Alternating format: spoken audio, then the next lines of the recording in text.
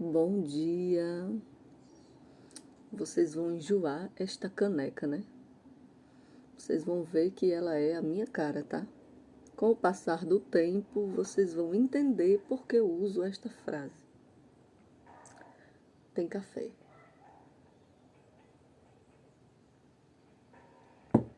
E hoje o tema combina muito mais ainda com esta caneca. Você nasceu para ser realmente quem você é e você é o que você precisa ser. Hoje o tema é sobre rejeição. Eu até esqueci de colocar uma musiquinha para ficar mais emocionante. E a rejeição vem em várias fases da nossa vida. E aí eu já começo perguntando para vocês. Vocês se sentem rejeitados? Vocês acham que o mundo rejeita vocês? Você olha para os lados e você quer ser notado de alguma maneira por alguém no trabalho, por um chefe, pelo pai, pela mãe, pelos filhos. A rejeição é um sentimento de impotência. É um sentimento onde eu não sei o que está acontecendo comigo, então, de alguma maneira, eu preciso ser notado. E existem várias maneiras de sentir essa rejeição. A primeira delas é na nossa infância. Sabe quando uma mãe tem 3 filhos, 4, 5, e algumas pessoas dizem assim, a mãe sempre gosta de um filho mais do que o outro. E quem está de fora olha aquela situação e diz assim, por que você tem tanta preferência por esse filho e por esse não? E de alguma maneira, a gente, filho, acaba ouvindo, a gente escuta e a gente carrega a vida toda aquele sentimento de que a gente foi rejeitado pelos nossos pais. E o que vem na cabeça no futuro? Se os meus pais me rejeitaram, imagine o resto do mundo. Então, a rejeição é algo que impregna. Imagina que você tem esse sentimento de rejeição dentro de você e aí você usa do teu emocional para prender as pessoas a você. Por quê? Porque você se sente tão rejeitado, você se sentiu tão rejeitado pelo teu pai, pela tua mãe, e você olha e precisa se apegar a algo ou alguém para que você não tenha esse sentimento da rejeição. E o sentimento da rejeição destrói casamento, destrói amizades, destrói relacionamentos interpessoais com amigos, parceiros, colegas de trabalho, com chefes. Por quê? E aí é sempre a pergunta que eu volto. Se o meu pai me abandonou, se o meu pai ou minha mãe me rejeitou, quem vai tomar conta de mim?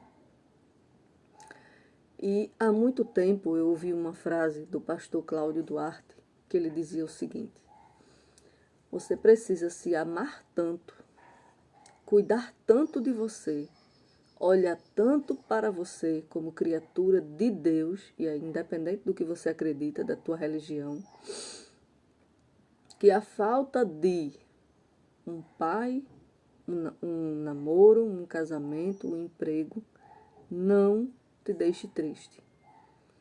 Essa mensagem, né, ela tem o objetivo de fazer com que a gente comece a olhar para a gente mesmo. Cada mensagem, ela vai acumulando na caixinha mental. Mas eu li um livro, né, chamado A Raiz da Rejeição, que ele mostra como o ser humano ele traz a rejeição para a sua vida. E está na raiz. Está lá na caixinha da infância. Então, de 0 a 14, 15 anos, a maneira como o filho foi tratado, a maneira como você foi cuidado, você carrega rejeição para o resto da vida. E como isso afeta a vida das pessoas. E como isso afetou a minha vida.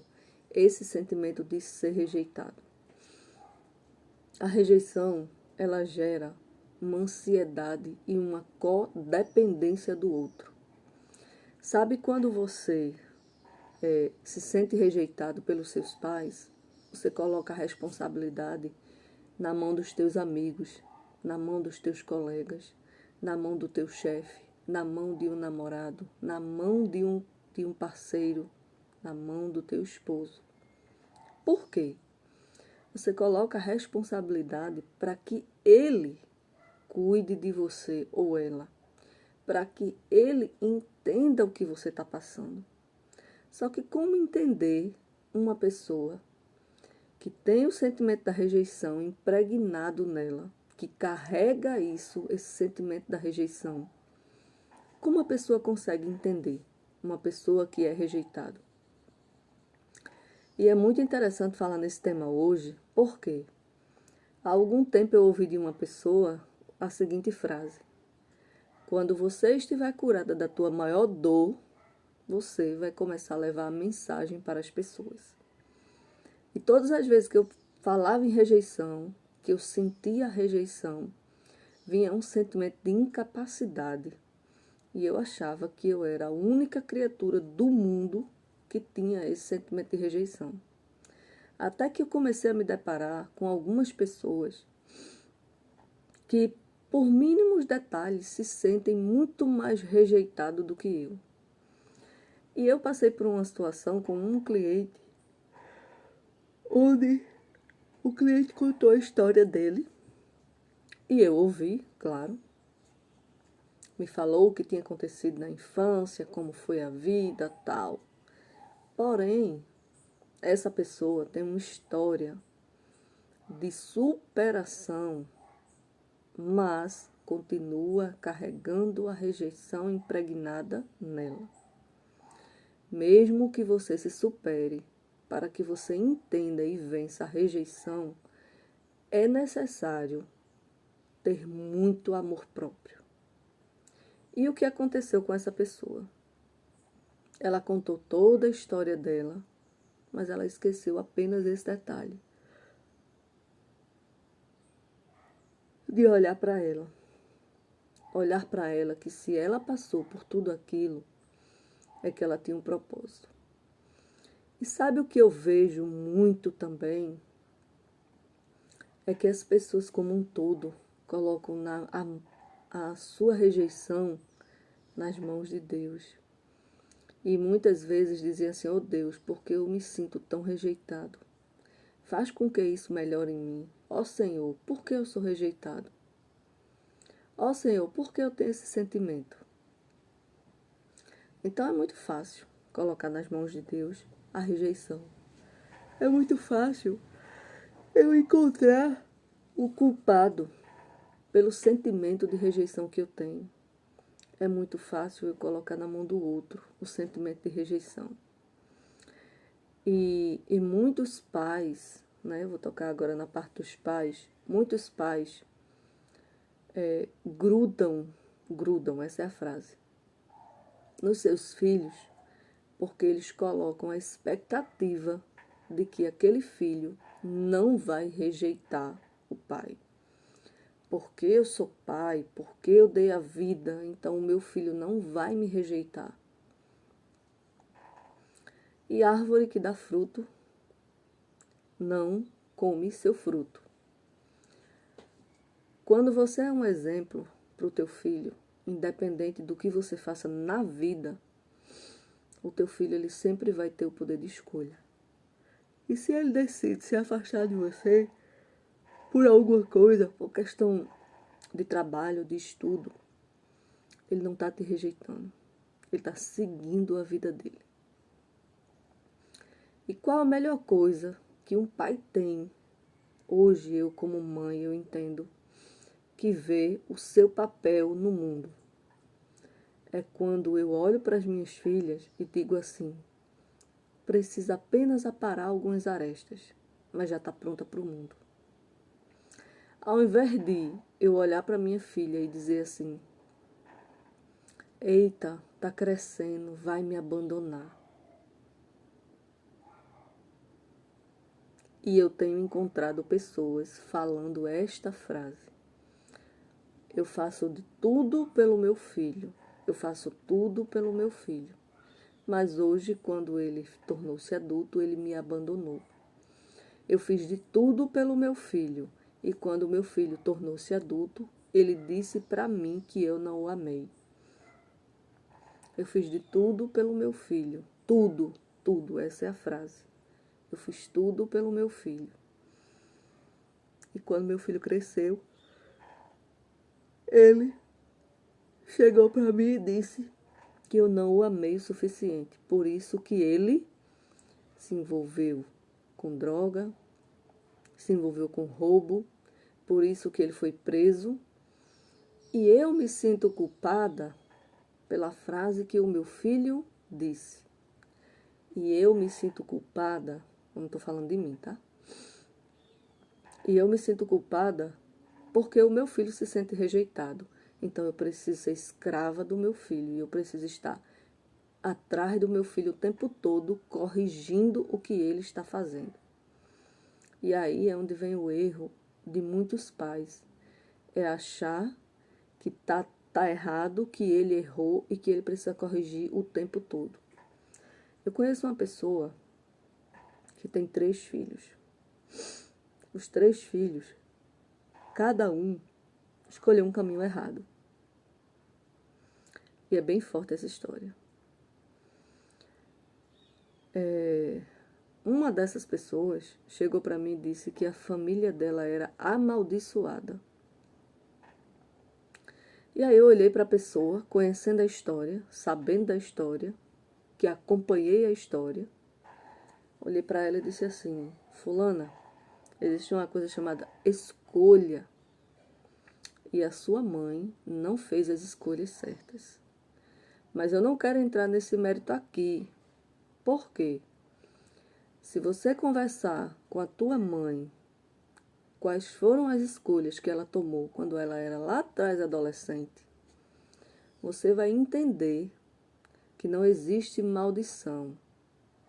Cada um carrega a sua e duplica apenas. E o que os filhos dessa pessoa estão fazendo é simplesmente duplicando a maldição. E a maldição, segundo a Bíblia diz, ela pode ir até a 7ª geração. Assim é o sentimento de rejeição. Assim é aquele sentimento de impotência. E o meu cunhado, ele diz muito isso todos os dias para os filhos dele. Ele olha para os meus sobrinhos e diz assim: como pode ser tão lindo? Eu acho que esses meninos não vão ter problema de autoestima. A coisa que mais um filho quer ouvir é que ele é lindo do jeito que ele é. Quando nós nos sentimos rejeitados, é porque, de alguma maneira, a gente ouviu dos nossos pais que a gente não é suficiente para eles. E o quanto os pais colocam a expectativa no filho. Que o filho siga a carreira que o pai quer, que o filho faça aquilo que o pai quer, que o filho ande na linha do jeito que o pai quer. Se o filho sai da linha, o pai automaticamente rejeita. Por quê? Porque ele colocou expectativa em alguém que não é ele. E quando eu coloco expectativa, eu vou querer um retorno. É tipo um investimento. Eu investi a minha vida toda no meu filho e eu quero que ele faça tal coisa. Ontem eu falei sobre isso. Quando uma mãe coloca demais expectativa num filho, ela está esperando um retorno. Se esse retorno ele é insatisfatório, vamos gerar várias mães depressivas e ansiosas. E ser depressivo e ansioso nos tempos de hoje é normal, é natural, porque é a doença do século. Ao invés das pessoas entenderem que aquele sentimento que ela tem, que gerou a ansiedade, que gerou a depressão, foi uma expectativa que não foi atendida, era muito mais fácil que a pessoa entendesse isso. Toda a frustração, tudo que me frustrou, que me gerou uma expectativa e ela não foi atendida, vai voltar em forma de rejeição. E a rejeição, ela entra até em uma fala, como eu falo, como eu estou sendo ouvido diariamente. É o mesmo que você ser criado pelo mesmo pai, pela mesma mãe, e em uma determinada fase da vida você ouvir do seu pai: você não vai ser nada na vida. Você foi achada no lixo. Eu não sei por que você nasceu. E você passar a vida toda tentando buscar o porquê você ouviu aquilo. Porque o seu pai rejeitou você a vida toda.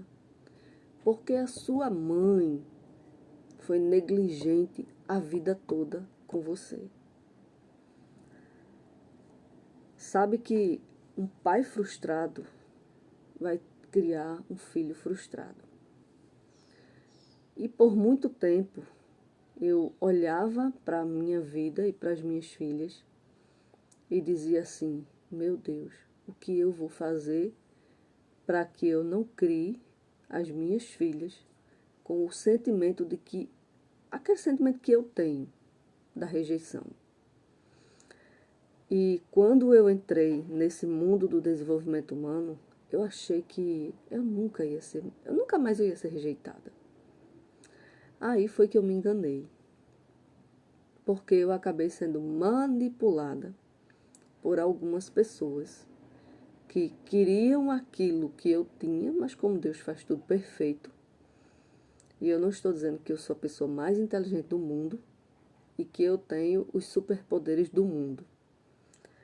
Mas eu ouvi de uma pessoa o seguinte: essa pessoa fez uma palestra em um local e ela, no final, me pediu um feedback. Aí ela olhou para mim e disse assim: poxa, eu te admiro tanto, mas eu queria que você me dissesse assim, sinceramente, o que você achou da minha palestra. Aí eu fui e falei: eu achei isso, isso, isso, isso e isso. Ela olhou para mim e disse assim: caramba, quem deveria ter dado essa palestra era você. Eu disse assim: não, eu estava aqui como apoio. Eu estou aqui para ouvir e para aprender também. E a pessoa olhou para mim e disse assim: não, quem precisa aprender com você sou eu. Você precisa me ensinar. Você tem muito conteúdo. E eu olhei para aquilo ali e fiquei me perguntando se realmente eu tinha conteúdo. Mas, diante do que aquela pessoa falou, realmente fazia sentido. Mas eu não tinha esse sentimento. E aquela pessoa, por ser uma influencer, por ser conhecida, por ser isso, por ser aquilo, falar aquilo de mim, eu me senti muito importante. Naquela ocasião, a pessoa disse para mim que não ia desgrudar de mim porque eu tinha muito a ensinar. E ela queria aprender o caminho. Tudo bem. Até então é uma troca. E essa pessoa me ofereceu ajuda na parte do marketing, de me vender, de potencializar nas redes sociais, enfim. Até que um dia essa pessoa começou a me atender como coach, até que um dia essa pessoa parou de receber minhas mensagens, parou de me dar resposta, parou de me procurar, parou de me atender, deixou de me atender. E aquilo para mim foi, sabe, caramba, como eu consigo ser elogiada e ao mesmo tempo rejeitada por alguém? E eu passei muito tempo para entender o que aquela mensagem estava me dizendo. E eu me senti a pior pessoa do mundo. E eu cheguei num poço que eu olhei para o lado e disse assim, caramba, se as pessoas que estão estudando o mesmo que eu estou estudando estão fazendo isso comigo, imagine o resto do mundo. E aí volta de novo a mesma frase. Se os meus pais me rejeitaram, o resto do mundo também vai me rejeitar. Este é o sentimento de uma pessoa que é rejeitado, carrega para o resto da vida. Se os meus pais me rejeitaram, por que o meu companheiro tem obrigação? Por que ele não pode me rejeitar? E aí é onde muitas vezes vem a traição. E aquele companheiro olha e diz assim, por que você me traiu? Era mais fácil você ter me deixado do que ter me traído. E aí volta de novo a mesma frase. Se os meus pais me rejeitaram, todo mundo vai me rejeitar. E aí é onde eu entro no aspecto de autoimagem, de autocuidado. Quando você não sabe quem você é, todo mundo para você está lhe rejeitando. Quando você não sabe ouvir a mensagem, todo mundo vai rejeitar você.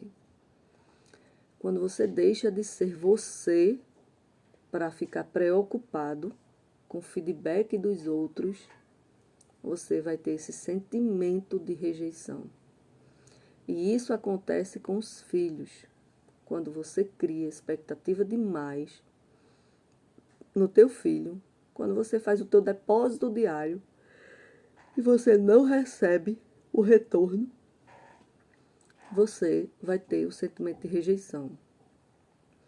Uma vez que você entender a tua essência, para que você nasceu, que você tem um papel no mundo, na Terra, e que você pode passar essa mensagem, aí eu comecei a observar o porquê eu me sentia rejeitado.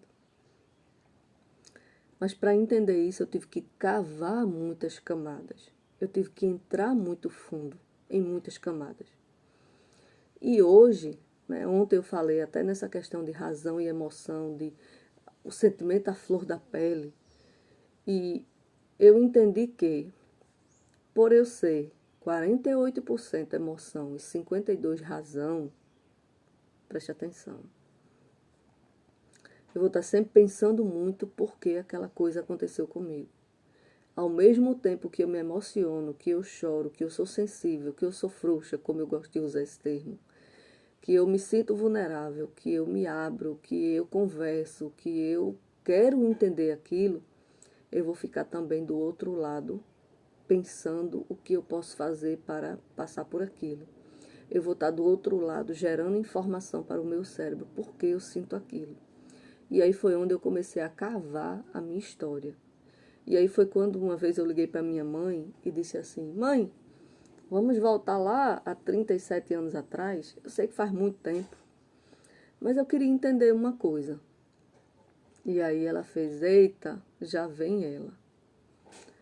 Mãe, eu queria entender se lá atrás, quando a senhora e pai, né? Veja a pergunta.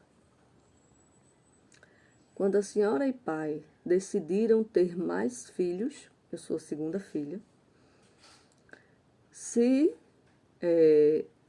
não foi uma vontade de vocês, se eu nasci por acidente, se eu vim sem ter expectativa, se eu cheguei na vida de vocês sem ter expectativa.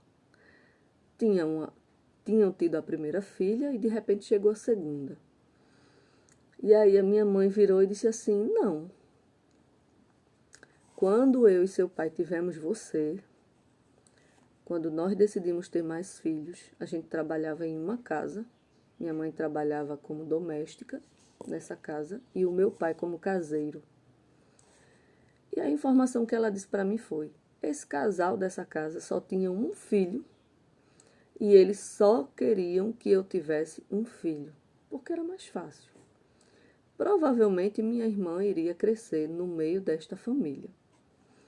E ainda mais minha irmã, a mais velha, totalmente diferente, loirinha, branquinha, bem branquinha e loirinha. E aí era muito mais fácil encaixar um filho de uma empregada do que 2 ou 3 em uma família de pessoas que tinham mais condições do que os meus pais. E aí foi quando minha mãe veio com essa informação, dizendo assim: seu pai decidiu sair de lá, a gente saiu de lá do trabalho, porque eles não queriam que a gente tivesse um segundo filho. E o seu pai disse que a família dele, quem resolvia era ele. Como seu pai sempre foi muito cabeça dura, e ele sempre foi muito difícil de ouvir a opinião do outro, e eu também não queria uma família pequena, a gente decidiu ter mais filhos. Então, meu pai vem de uma família de 13 irmãos. A minha mãe também vem de uma família de 10 irmãos. Então, ter um filho somente é pouco. Então, você não é que você veio por acidente. Você não veio sendo rejeitada. Só por aquela informação, eu destravei tanta coisa na minha vida. Mas sabe o que acontece? Os nossos pais, para que eles falem algo, a gente precisa ir atrás da informação. E se o meu pai não fala, eu preciso ir atrás da informação com alguém. Sabe por que as pessoas não vão atrás da informação? Porque de repente ela descobre que ela não foi planejada. E aí dá um bug na cabeça. Porque a pessoa diz assim: eu não fui planejada. Eu sou o resultado de um abuso sexual. Eu sou o resultado de uma noite de verão. Eu conheci uma pessoa que aconteceu justamente isso. Ela descobriu que ela foi o resultado de um caso do pai e a mãe. Ela descobriu que uma outra descobriu que ela foi o resultado de um abuso sexual. Então, quando ela descobriu isso, deu um bug na cabeça dela e aí ela disse assim: eu sou a pior pessoa do mundo, porque eu vim através de um abuso sexual. E só por essa informação, quando eu descobri essa informação, eu estava na fase da minha formação em coach, eu tinha terminado a segunda parte. Só por essa informação eu comecei a entender que todo o sentimento que o meu pai tinha por mim não era de rejeição, mas foi um outro sentimento de angústia, dele não saber como lidar comigo. Mas para isso eu tive que cavar a informação. Todo o sentimento que eu tinha de que o meu pai me rejeitou a vida toda, ali ficou menor. Não é que sumiu, mas ficou menor. Porque eu ouvi a vida toda do meu pai que eu tinha sido achada no lixo. Imagina um filho ouvir isso. Eu tenho 2 filhas hoje e por mais que eu tenha uma adolescente hoje e uma entrando na adolescência, por mais que você esteja estressado, irritado, você olhar para o teu filho e dizer assim: você foi achado no lixo. O que é o lixo? É o resultado de uma salada do dia para o outro. Não serve para muita coisa, só para adubar a terra. E aí você crescer ouvindo sempre esta frase: você foi achada no lixo. Eu não sei por que eu fui ter você. Eu não sei por que você nasceu.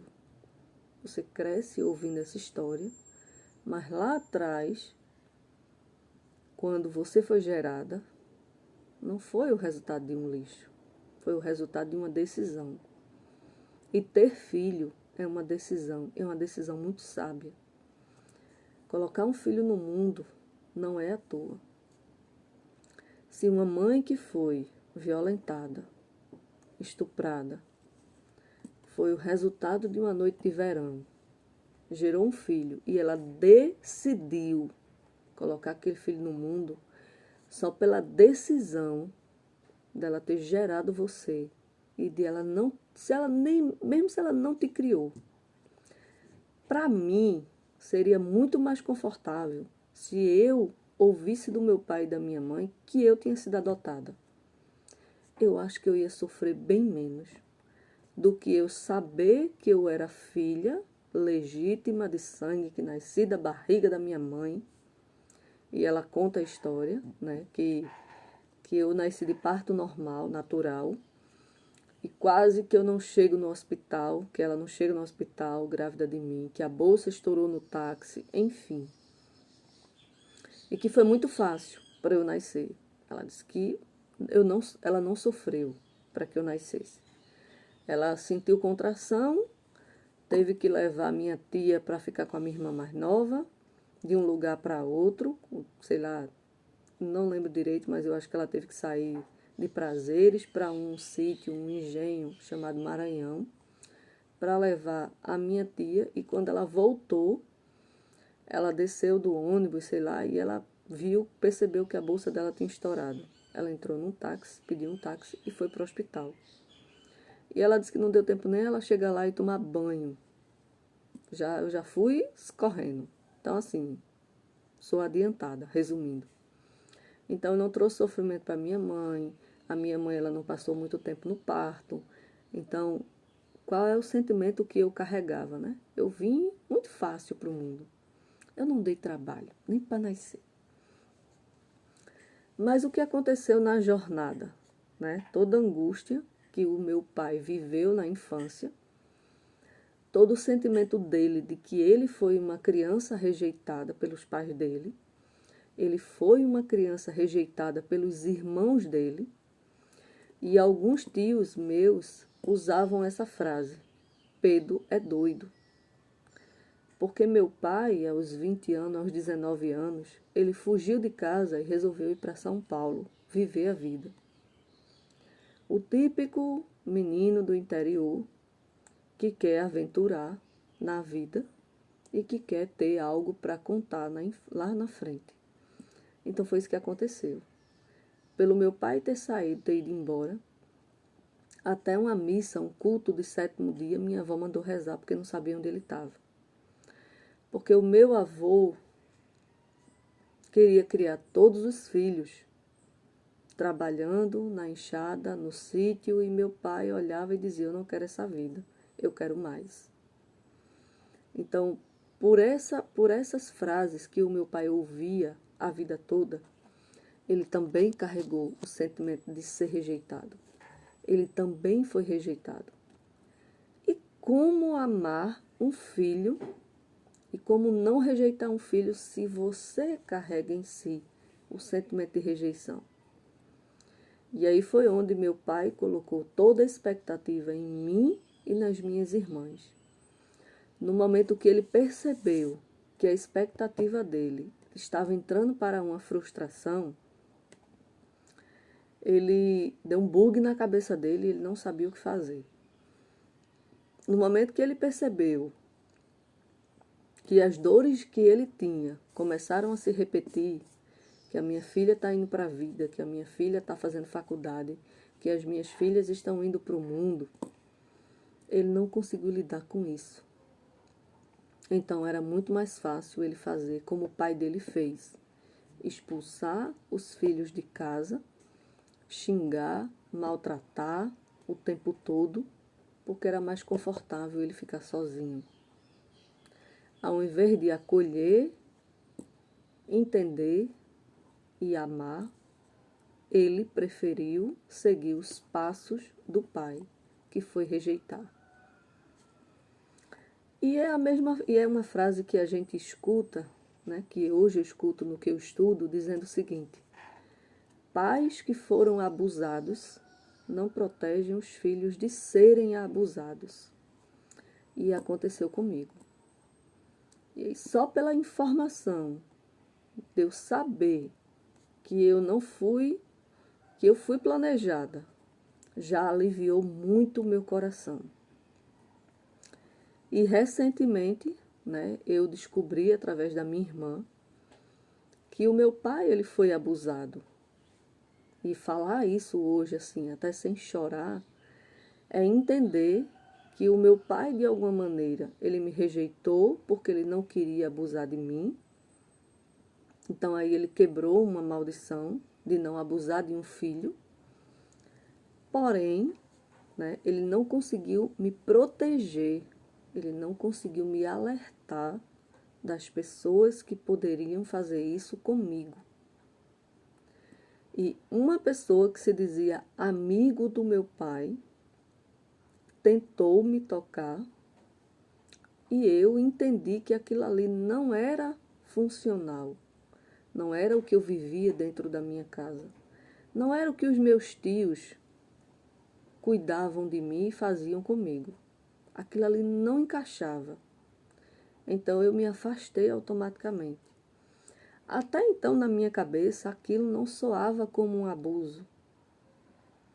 Mas assistindo uma aula recentemente do curso que eu faço hoje, eles dizem que é um abuso.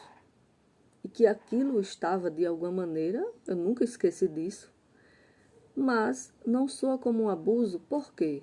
Porque abusos é só sexual, é só quando toca, é só quando a pessoa... E não é assim. O abuso acontece quando você não permite ser tocado e alguém te toca. E eu conheço algumas pessoas que são casadas, que os maridos abusam das mulheres. As mulheres não querem o ato sexual e, de alguma maneira, para satisfazer a necessidade do homem, é praticamente um sexo obrigado. Isso também é um abuso. Não é porque você é casado que você vai estar 100% disponível e à vontade para o companheiro. Mas muitas vezes falta o entendimento do outro lado. E eu assisti uma série recentemente, eu acho que foi Coisa Linda. Foi uma série brasileira. Que se aquela série fosse baseada, com certeza ela tem muita coisa da vida real. E lá naquela época, né, você via como a mulher ela era rejeitada. Ela tinha que ser escrava e ela tinha que baixar a cabeça. Quando a mulher decidia colocar a cabeça para fora, o homem ia lá e empurrava para que ela entrasse. Então, imagina quantas mulheres naquela época, na década de 60, 70, não lembro direito, criaram os seus filhos futuros com o mesmo sentimento de que ela não podia aparecer, que ela tinha que se esconder, porque senão o mundo ia rejeitar ela. E é só simplesmente abrir o diálogo e a conversa. Mas, para eu cavar essas informações, eu tive que ir atrás. Eu tive que vencer a emoção e, ao invés de ficar o tempo todo só pensando, né? E vocês sabem que eu tenho um cabeção. E esse cabeção me incomodou por muito tempo. E esse 52% de razão me trouxe muita dor, muita angústia e muita mágoa. Onde eu ficava o tempo todo pensando, porque meu pai me rejeitava, porque isso, porque aquilo, porque minha mãe não me protegia, porque isso. Até que você começa a ir descobrindo, soltando barro para descobrir o que aconteceu. E alguns clientes meus, mesmo sem saber, carregam esse sentimento da rejeição.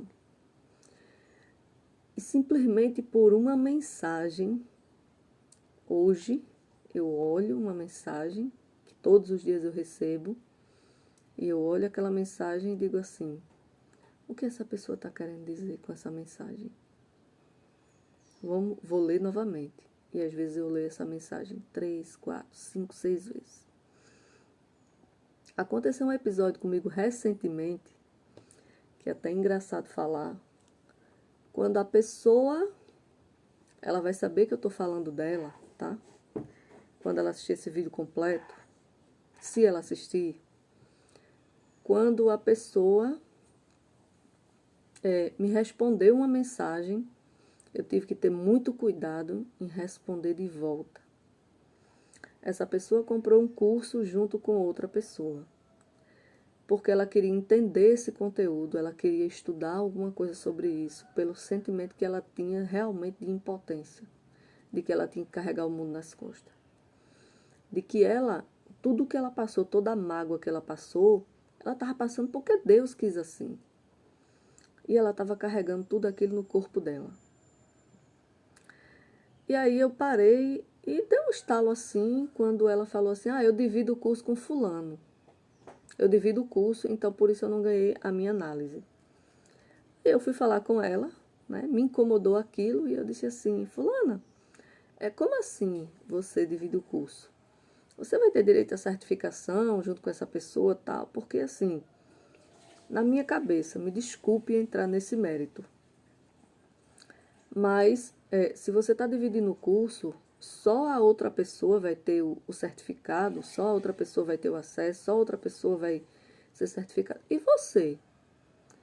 E aí essa pessoa me respondeu assim, você acha que eu não mereço? Olha a rejeição aí. E eu parei e disse assim, não, eu não estou dizendo que você não merece. Eu estou olhando por outra ótica de que realmente você merece todo esse esforço que você está fazendo. E você merece sim ser hoje analista corporal. Até porque você entrou neste mundo aqui para entender a tua dor. E é por isso que eu estou te falando isso. E aí a pessoa foi e baixou a guarda na resposta. Mas a maneira como eu respondi, se eu tivesse respondido ela no mesmo tom, e olhe que as mensagens são lineares. A gente manda uma mensagem e ela é linear. Ela não tem emoção, ela não tem sentimento. Uma vez que você lê aquela mensagem 3, 4, 5, 6 vezes, aquela mensagem ela tem um sentido. E aí ela parou e disse assim, eu não pensei nisso. Aí eu disse assim, mas a pessoa pensou. Então assim, me desculpe, mas a pessoa acabou agindo de má fé com você. Por que, fulana? O que eu não quero para mim, eu não dou para o outro. Não adianta eu chamar alguém para dividir um curso comigo, se eu sei que ali aquela outra pessoa não vai ter certificação. Então, assim, é o mesmo que eu pegar hoje minha apostila de coach toda e emprestar para outra pessoa ler toda. A pessoa vai ler, ok, vai entender muita coisa, vai. Muita coisa ela não vai saber nem o que é aquilo. Mas eu posso parar uma semana, 15 dias, e explicar toda aquela apostila para aquela pessoa, que dirá, tem muita página. Mas a pessoa, ela não vai ter certificação. Então, do que é que serve a pessoa com o conceito sem o certificado? É só simplesmente essa técnica, é essa pergunta. E aí eu fui e disse assim, converse com essa pessoa e veja se você compra novamente o curso no teu nome. E aí você já vai ganhar, e aí dei toda a orientação. Então, assim, muitas vezes a gente fala com o nosso olhar para que o outro consiga entender a nossa visão, mas a pessoa tem o sentimento de que ela está sendo rejeitada e que ela não merece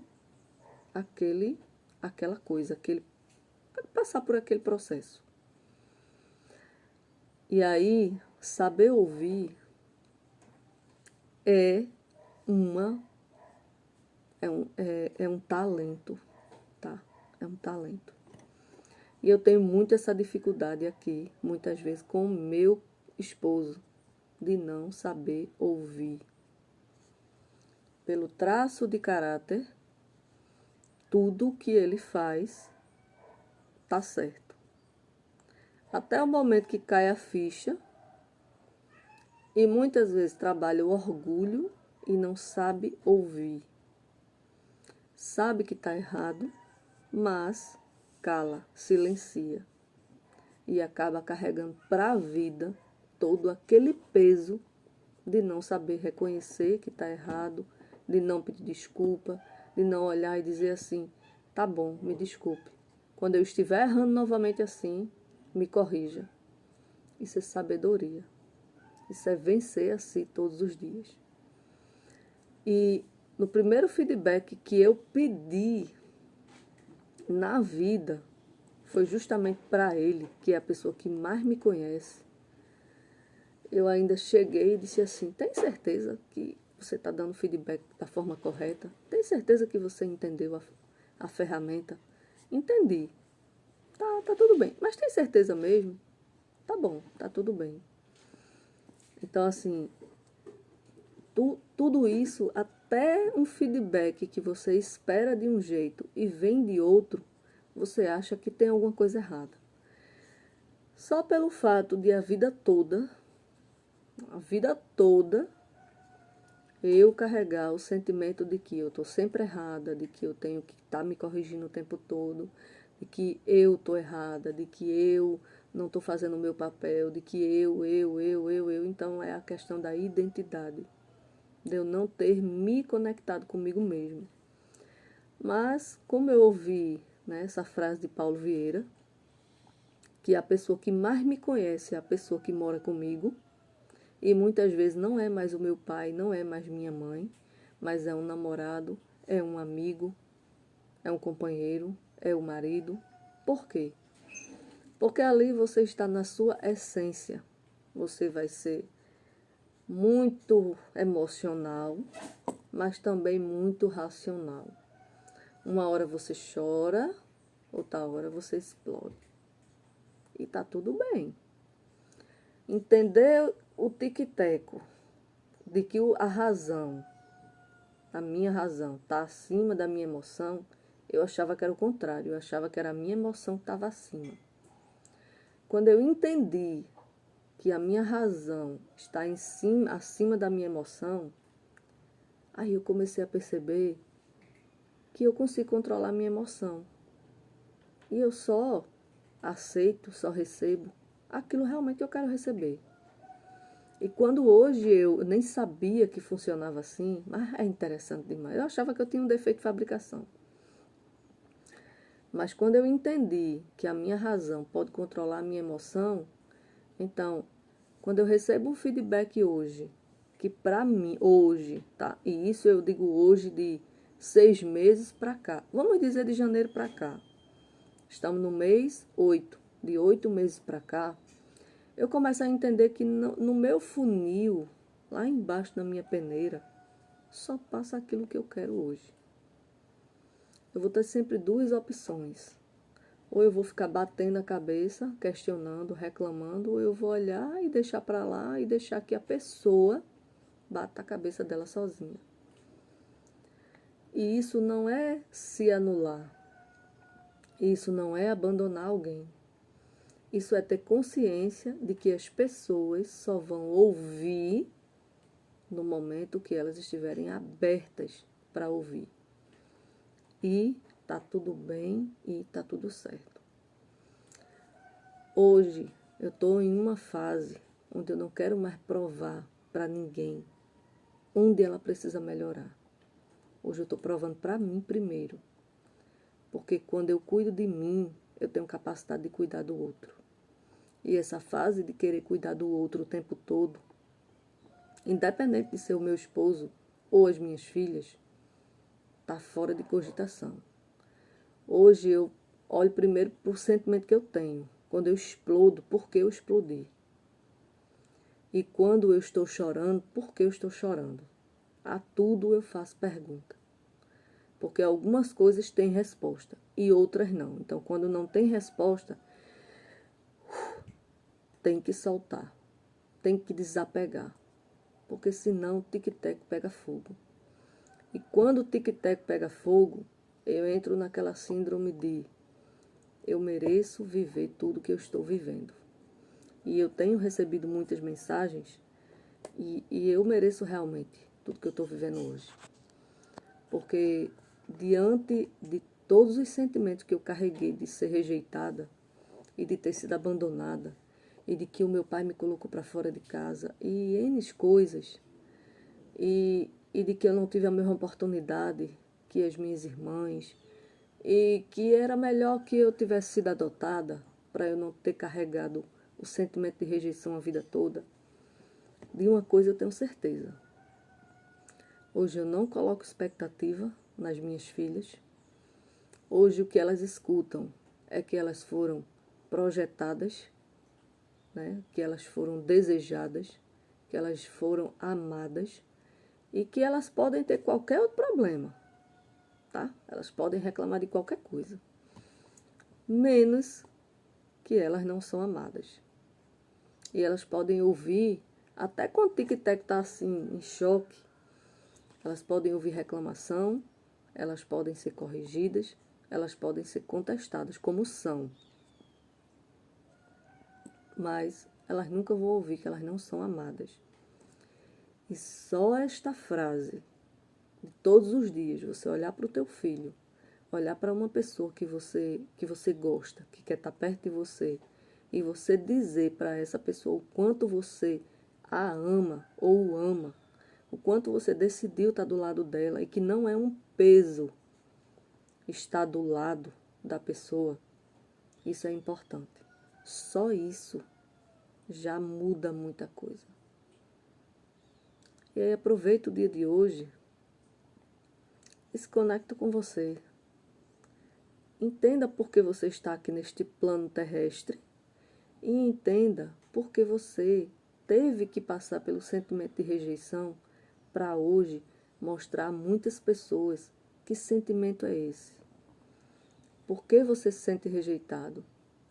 Por que você carrega esse sentimento da rejeição? O que os teus pais passaram? E se você decidir cavar a tua história para entender por que você precisa ser tão perfeito, por que você não pode errar, porque se você errar, você vai ser julgado.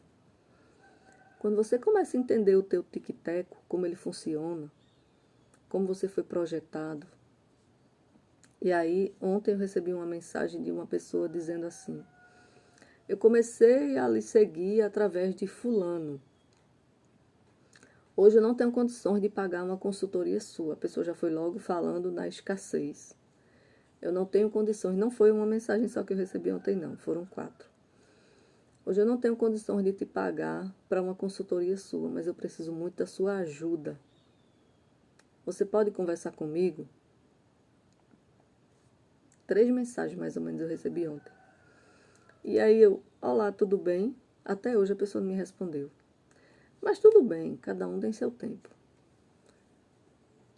E aí você olha e diz assim, caramba, o quanto eu tive que parar mesmo, parar a minha vida, para poder investir tempo e dinheiro para que eu me desenvolvesse. E diante do que eu investi